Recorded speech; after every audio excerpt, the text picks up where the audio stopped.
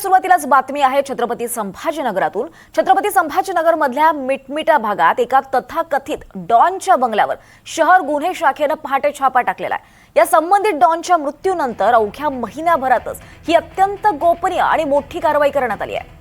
तब्बल 21 तास चाललेल्या या थरारक कारवाईने संपूर्ण शहरात आणि राजकीय वर्तुळात मोठी खळबळ उडवून दिली आहे।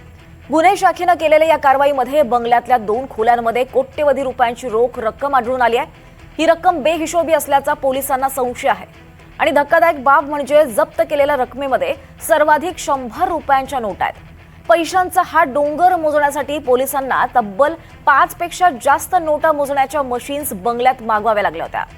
या रोख रकमेसोबतच मोठ्या प्रमाणावर सोन्या चांदीचे दागिने आणि काही शस्त्र सुद्धा जप्त करण्यात आली अशी माहिती खात्रीलायक सूत्रांनी दिली आहे।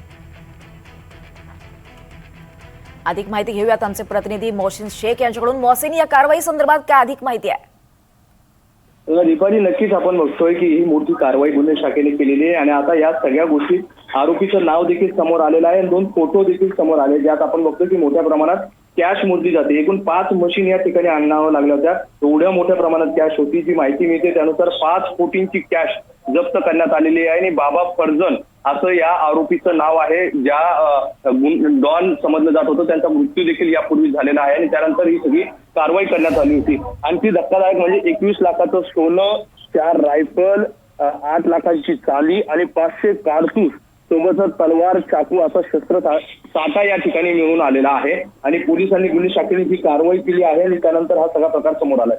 तब्बल 5 कोटीची कॅश मोजण्यासाठी पोलिसांना 21 तास लागल्याची माहिती देखील समोर मिळते। अत्यंत गोपनीय पद्धतीने ही सगळी कारवाई झाली होती आणि आता पोलीस 12:30 वाजता यावर पत्रकार परिषद घेऊन सगळी माहिती देखील देणार आहे। पण प्रश्न असा उपस्थित होतो की एवढ्या दिवसांपासून या ठिकाणी जर एवढ्या गोष्टी असेल, 500 कारतूस, 5 लाखांची कॅश आणि 4 रायफल, तर आतापर्यंत पोलिसांना या सगळ्या गोष्टींची माहिती कशी मिळाली नव्हती आणि हा सगळा प्रकार नेमकी किती दिवसापासून सुरू होता हा देखील प्रश्न आहे। आता पोलीस या सगळ्या गोष्टींची उत्तरं देतील, याबाबत अधिकृत माहिती देखील देतील। मात्र या कारवाईने मोठी खळबळ उडाली आहे आणि या कारवाईचे 2 फोटो देखील आता आपण एनडीटीव्ही मराठीच्या स्क्रीनवर पाहतो।